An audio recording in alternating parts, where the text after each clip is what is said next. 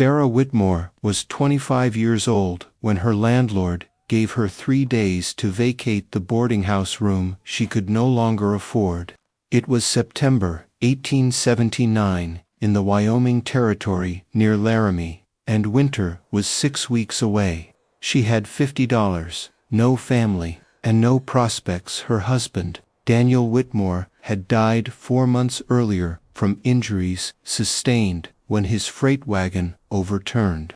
Daniel's death left Sarah with nothing except debts his employer claimed against his final wages. The boarding house room cost $8 monthly. She'd paid through August, but couldn't pay September. The landlord, Mrs. Helen Crawford, age 52, was sympathetic but firm. No payment meant eviction. Sarah had until September 15th to leave. Sarah spent September 12th walking Laramie's outskirts, assessing her options with the cold clarity of someone who understood she'd freeze to death in Wyoming winter without shelter. She had $50. A conventional timber cabin, even smallwood, cost $150 to $200 for materials alone if she hired no labor. Boarding through winter would cost $48 minimum, leaving her with $2 by spring and no shelter thereafter. She needed shelter she could build herself for $50 that would keep her alive through Wyoming winter, where temperatures dropped to -20 degrees and blizzards killed people who weren't adequately housed. The solution came while examining abandoned homesteads 5 miles from Laramie. One structure remained partially intact, a dugout with earth walls and timber roof. The dugout was uninhabitable. Roof collapsed. Interior flooded, but Sarah noticed something. The earth walls, despite years of abandonment, showed no rot, no structural failure. Earth didn't burn, didn't decay like timber, and provided insulation conventional walls couldn't match. But full dugouts required massive excavation, hundreds of cubic feet of earth removed by hand. She lacked the physical strength and time before winter. She needed a hybrid approach. Build a small timber frame cabin above ground, then bury it with earth. The concept crystallized September 13th. She'd build the smallest possible timber frame, 10 feet by 12 feet, 120 square feet, 4 walls, timber, roof, 1 door, 1 small window, minimal materials, minimal cost. This was the innovation everyone would call insane. She'd pile earth against all 4 exterior walls, creating earth berms 3 to 4 feet thick. The earth berms would transform a thin-walled timber cabin into an earth-insulated structure. The timber walls would carry structural loads, but wouldn't be the thermal barrier. The earth piled against them, 3 to 4 feet thick, would provide insulation and thermal mass that conventional walls couldn't approach. She calculated costs carefully. Timber for frame and roof, $28. Door and window frame materials, $4. Roofing materials, tar paper and minimal shingles, $8. Nails, basic tools, miscellaneous, $6. Total, $46, leaving $4 reserve. The earth was free, available in unlimited quantity from the prairies surrounding Laramie. She'd move it by hand, bucket by bucket, piling it against the cabin walls after construction. She purchased materials September 14th, spending $46, nearly everything she had, hired a wagon to haul materials to her chosen site, a slight rise 3 miles from Laramie, with good drainage. The site was unclaimed public land, where squatting was tolerated if you improved it. Construction began September 15th. Sarah worked alone, building a structure that would have been simple for an experienced carpenter, but was brutally difficult for a woman with minimal construction knowledge working against approaching winter. The foundation was minimal for large flat stones positioned at corners, leveled carefully. She couldn't afford proper foundation work.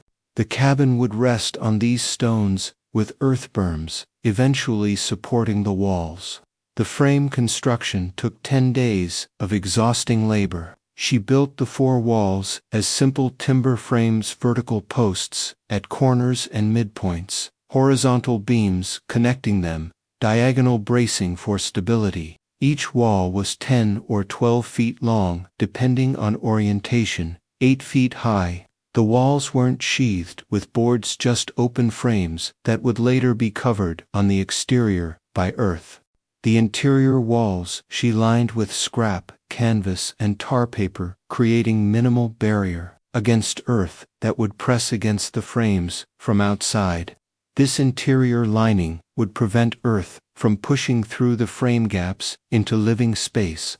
The roof was conventional timber joists, spanning the 12-foot width, rough boards nailed across joists, tar paper covering boards, minimal wooden shingles on top, pitched at 20 degrees for snow shedding. Total roof cost $8 of her budget. By September 25th, the basic structure stood a small timber frame cabin with canvas-lined walls and shingled roof. It looked pathetically inadequate for Wyoming winter. Thin walls, gaps visible, no insulation, no thermal mass.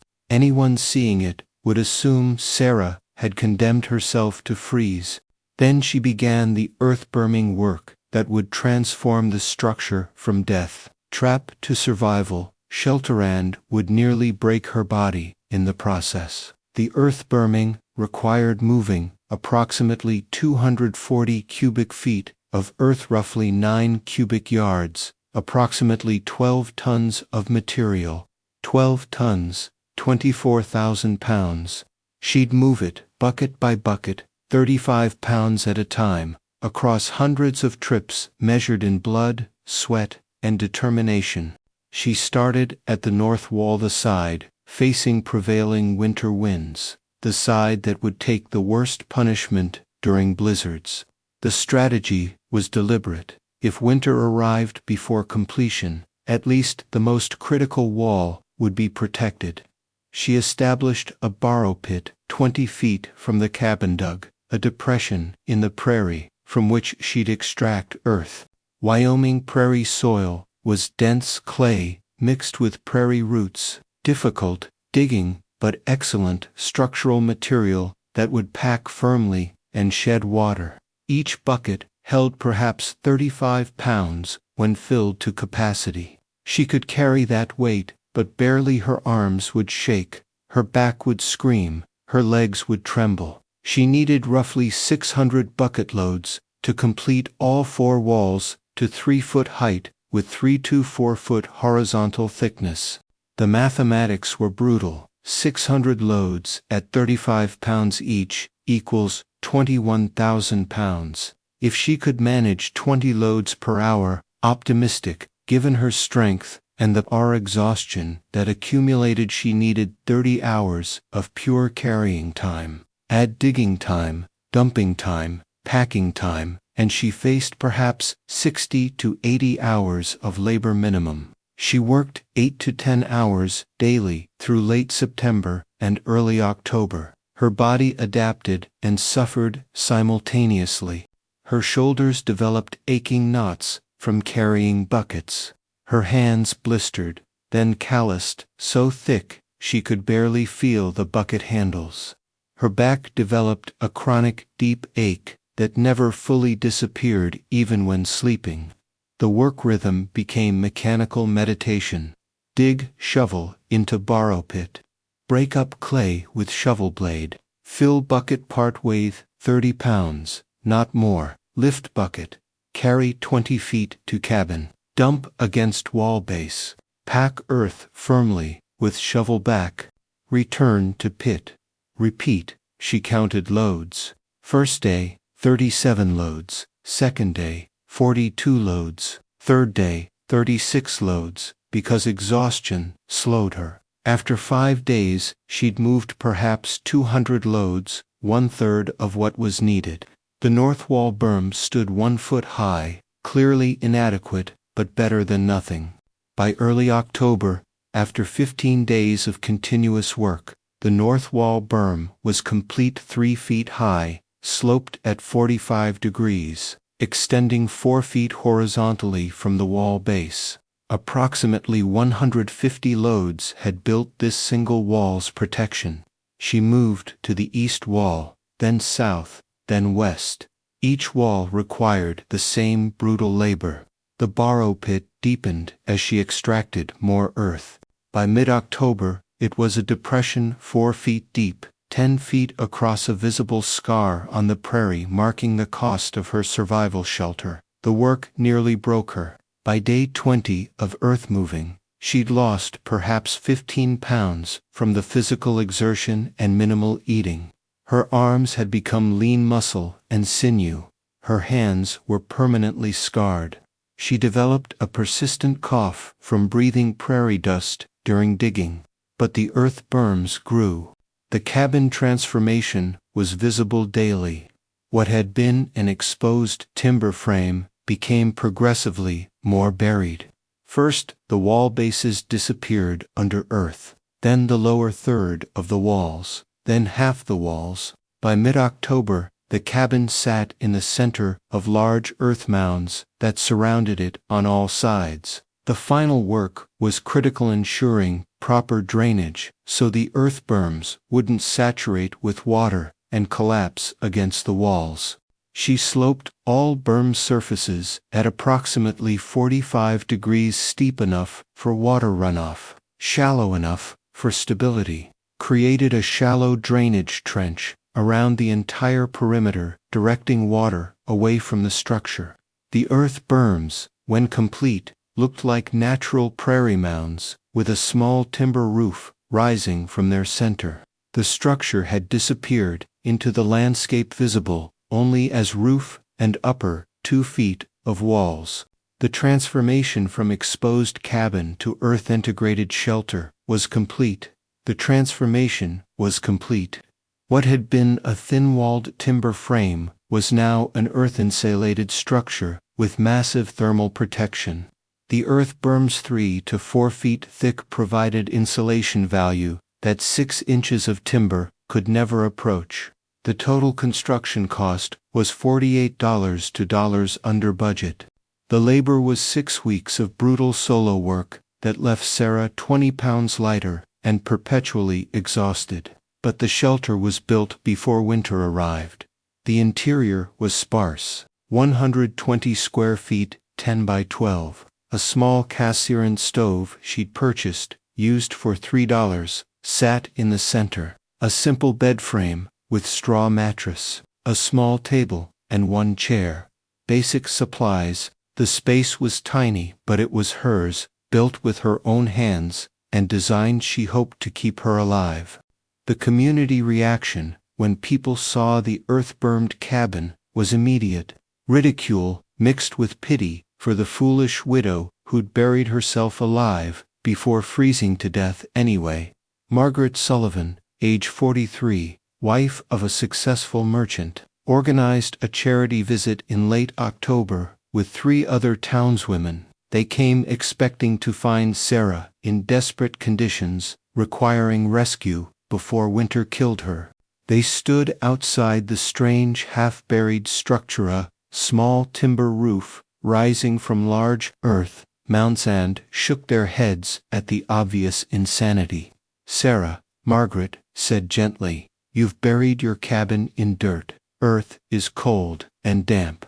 This will be colder inside than a normal cabin. You'll freeze or die from the dampness. Please accept our offer. The church has funds for winter boarding, for $1 monthly. That's proper shelter." Sarah invited them inside. The 4 women entered cautiously through the door, one of the few openings in what was otherwise earth-surrounded space. The interior surprised them. It wasn't damp. The sloped earth berms drained water away from the walls, and the interior lining prevented moisture penetration. It wasn't dark. The single south-facing window provided adequate light. It was small, yes, but dry and structurally sound. But it's surrounded by earth, said Elizabeth Porter, age 36, stating the obvious. Earth is cold. You're living in a tomb. When winter comes, you'll have cold earth pressing against your walls, pulling heat away. This is worse than a normal cabin. Earth, 3 feet deep, stays at about 45 to 50 degrees year-round, Sarah explained. It doesn't get colder than that, even when the surface is frozen. Right now, with air temperature at 40 degrees, this earth around my walls is about 45 degrees. That's warmer than the air. When winter comes and air drops to -20, this earth will still be 45 degrees. It's not pulling heat away, it's insulating against the cold air. That makes no sense, Margaret said. Cold earth makes cold buildings.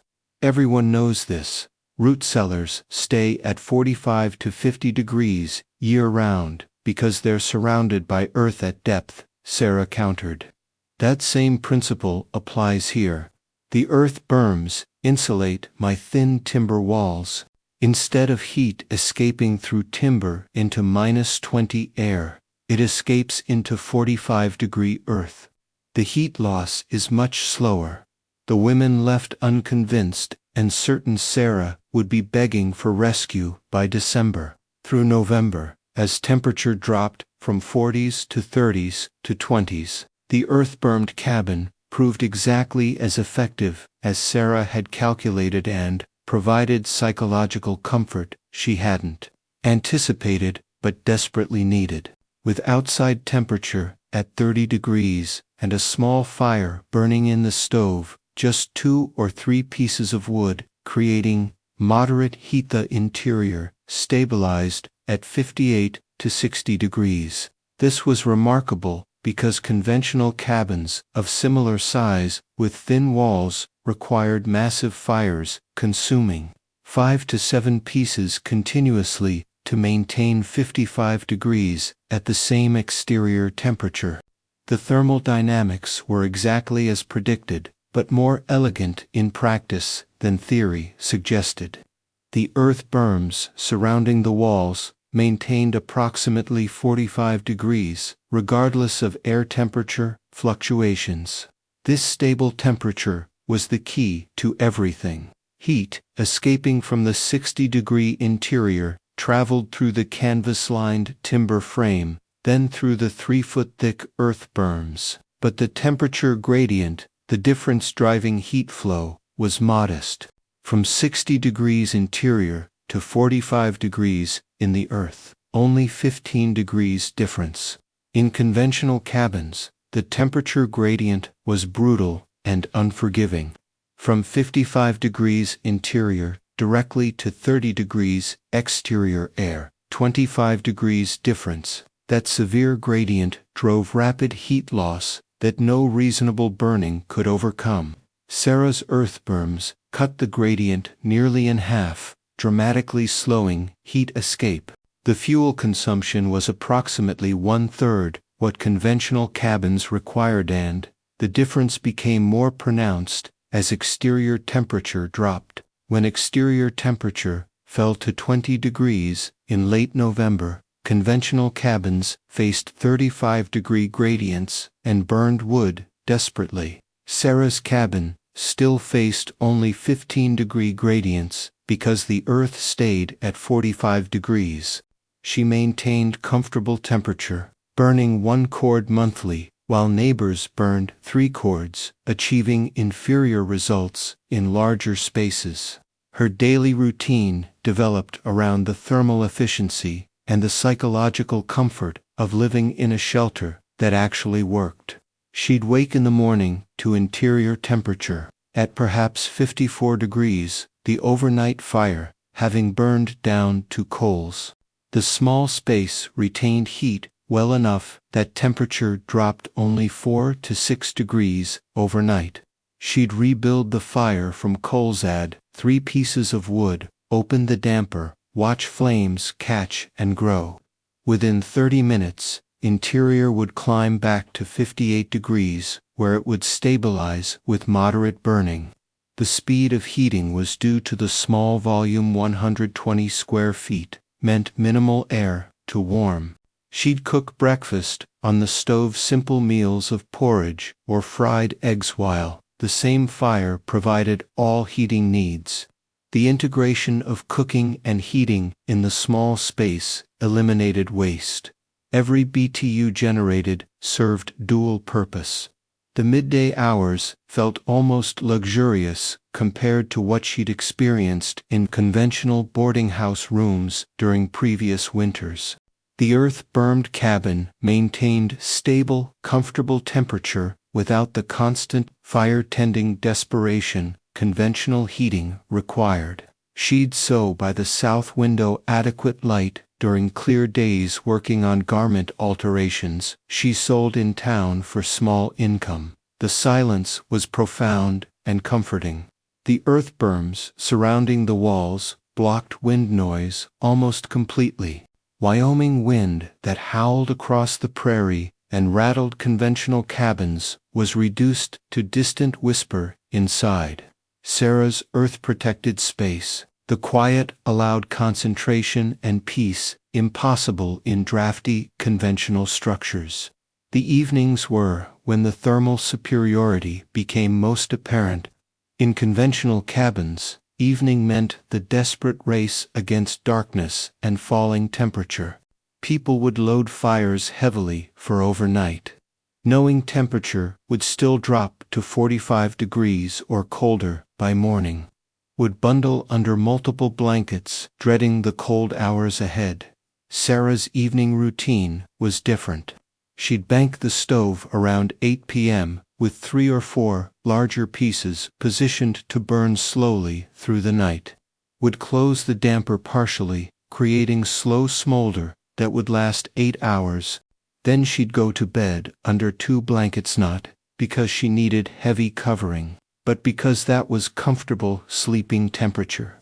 The cabin would maintain 52 to 54 degrees through the night, not warm enough to be shirt-sleeve comfortable, but warm enough to sleep peacefully without shivering, without waking repeatedly from cold, without the physical stress of fighting temperature all night. She'd sleep deeply for the first time since Daniel's death.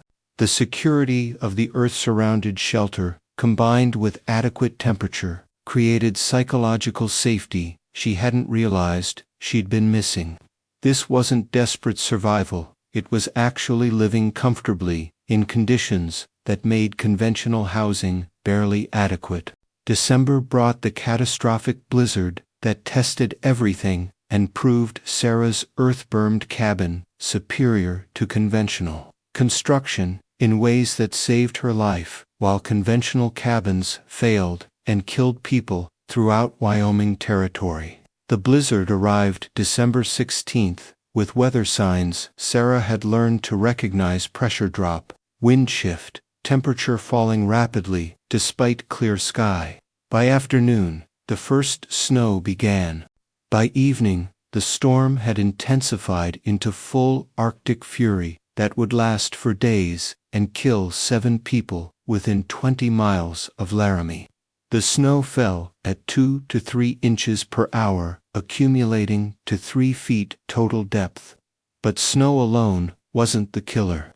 The wind sustained at 40 miles per hour, with gusts to 60, transformed the storm from heavy snowfall into lethal whiteout. Visibility dropped to 0. Drifts built to 8 and 10 feet high in minutes. Temperature plummeted to -18 degrees, with wind chill approaching -40. Conventional cabins throughout Laramie faced catastrophic heating failures almost immediately. The combination of extreme cold, hurricane-force wind, and thin walls created heat loss rates that no reasonable burning could overcome. The wind was the killer. It didn't just make the outside colder, it actively attacked buildings, driving freezing air through every gap, crack, and imperfection in construction. The Sullivan household, Margaret and her husband, Thomas, in their well-built conventional cabin, with their niece, Emma, age 19, staying for winter-faced crises within hours of the storm's arrival. Their cabin was better than most. Tight construction, good chinking, a large fireplace. They'd stockpiled adequate firewood indoors, expecting normal winter conditions. But this wasn't normal winter. By midnight, December 16th, 8 hours into the storm, their cabin interior had dropped to 52 degrees, despite the fireplace consuming 5 pieces of wood continuously. The wind howled around the cabin, creating pressure differentials that sucked warm air out through gaps and forced freezing air in through others. Thomas loaded the fireplace, desperately 7 pieces, burning simultaneously. The firebox roared with heat that made the immediate area too hot to approach. But 6 feet from the fire, the temperature was 50 degrees. At floor level, 48 degrees. The wind infiltration was stealing heat faster than the massive fire could generate it.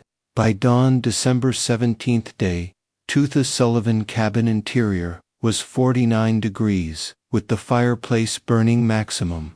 They'd consumed half their indoor wood supply in one night. Thomas faced a terrible calculation. The outdoor woodpile held enough fuel to last the winter under normal conditions, but it was 30 feet from the back door, through waist-deep drifts in wind that could kill in minutes. He made the journey midday, December 17th, wearing every coat he owned. The 30-foot walk took 15 minutes of fighting through drifts and wind. He gathered an armload of wood, perhaps 8 pieces, and fought back to the door. The exposed skin on his face suffered frostbite. His hands, even in gloves, went numb from the catastrophic cold and wind. He made 3 trips that day, each one degrading his condition further. By the 3rd trip, he had severe frostbite on both hands and his face. The pain was intense, but without the wood, they'd freeze inside their own cabin. Meanwhile, Sarah's earth-bermed cabin, 3 miles away, responded to the same storm, completely differently. The blizzard buried the earth berms under 3 feet of snow rapidly. The snow created additional insulation, air pocket, between snow surface and earth berms that further buffered against wind and cold. The wind, which was destroying conventional cabins through infiltration and pressure, couldn't penetrate earth. The 40-mile-per-hour sustained wind hit the snow-covered earth berms and dissipated. Zero wind reached the actual cabin walls, buried beneath 3 feet of earth and 3 feet of snow. The structure was completely protected from the wind assault, killing people 3 miles away. Sarah's cabin interior maintained 55 degrees through day 1 and day 2 of the storm, while she burned approximately 3 pieces of wood every 8 hours. Just moderate, steady burning, nothing desperate, nothing maximum. She'd load the stove with 3 or 4 pieces, tend it twice daily, and maintain comfortable temperature. The thermal dynamics during the blizzard proved every calculation correct. Outside, minus 18 degrees air, 40-mile-per-hour wind, absolute catastrophe. In the earth berms, 45 degrees, 0 wind, 0 infiltration. The earth temperature didn't change despite the surface apocalypse happening 3 feet above it. Heat, escaping from Sarah's 55-degree interior, traveled through the cabin walls into the stable 45-degree earth. The temperature gradient, 10 degrees, drove minimal heat loss. The wind couldn't increase that loss because the wind never touched the cabin walls. Thomas Sullivan's cabin faced 73-degree temperature gradient from 49 degrees interior to minus 18 degrees exterior, with 40-mile-per-hour wind actively driving heat loss. His massive fire couldn't overcome physics. His family was losing the fight against cold despite burning everything accessible. By day 3, December 19th, temperature minus 20 sustained the Sullivan family faced genuine death threat in their own home.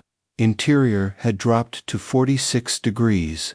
Emma, the niece, showed hypothermia, symptoms uncontrollable, shivering, confusion, lethargy. Margaret and Thomas huddled with her near the failing fireplace, burning furniture when accessible indoor wood ran out, watching helplessly as their well-built conventional cabin failed to keep them alive. Sarah spent the 4 days comfortable and safe. She'd read by lamplight, cook simple meals, sleep peacefully under blankets on a floor that stayed warm from the small stove. She wasn't fighting for survival. She was living normally during conditions that were killing people 3 miles away. On day 40, December 20th, afternoon, the wind finally moderated and snow stopped. Sarah waited until December 21st to dig out through the drifts. The cabin door faced east, sheltered from prevailing wind, and had only 3 feet of drift against it. She dug through easily, emerging into brilliant sunshine on snow-covered prairie. The walk to Laramie took 2 hours through deep snow. She needed supplies and wanted to check on people she knew. What she found was community in crisis.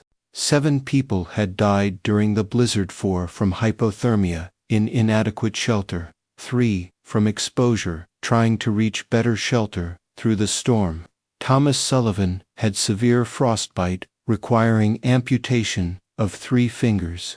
Dozens of families had exhausted winter wood supplies, trying to survive for days, facing the prospect of freezing through the remaining winter months. The conventional wisdom about shelter and winter survival had killed people and maimed others.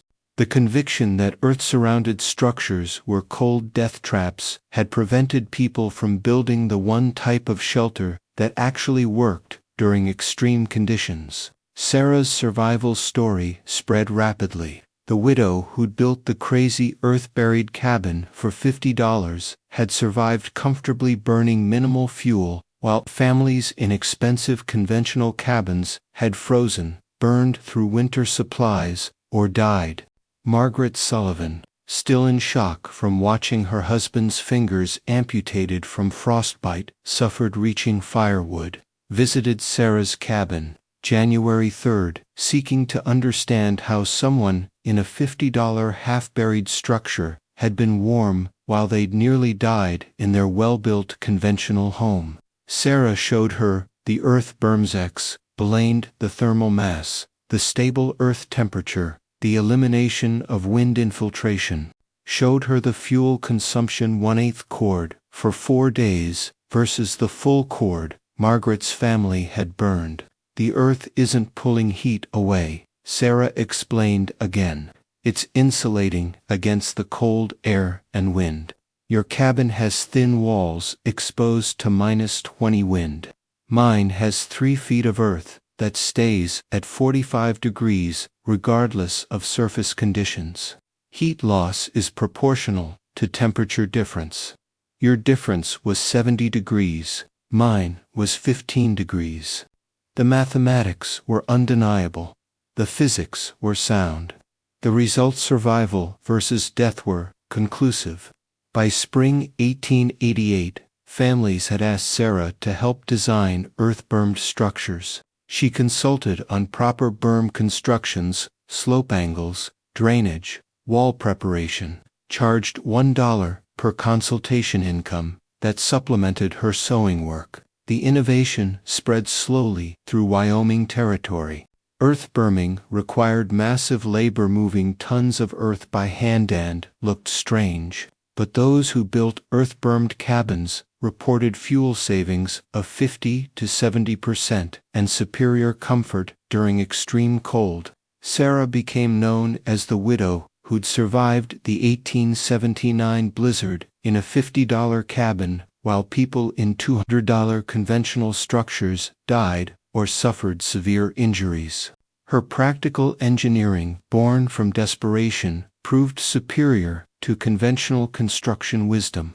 She married in 1881, at age 27, to a carpenter named William Hayes, who respected intelligent design and helped her build a larger earth-bermed home, incorporating the principles she'd proven. They lived in that home for 43 years. Sarah died in 1924 at age 70. Her obituary mentioned her widowhood and her second marriage, but focused primarily on the earth-bermed cabin, the $50 structure built in desperation that proved earth insulation could save lives when conventional construction killed.